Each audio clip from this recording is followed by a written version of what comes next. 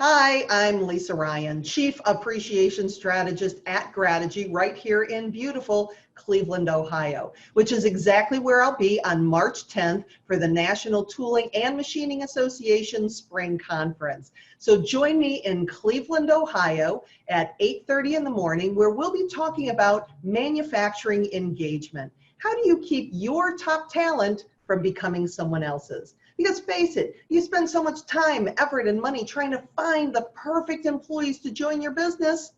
What happens when they keep leaving? The solution is probably not going to cost you nearly as much time, effort, or money as you think it does. So make sure that you're there, because you're going to walk out with all kinds of ideas and strategies that will help take your business and create the type of culture that people don't want to leave.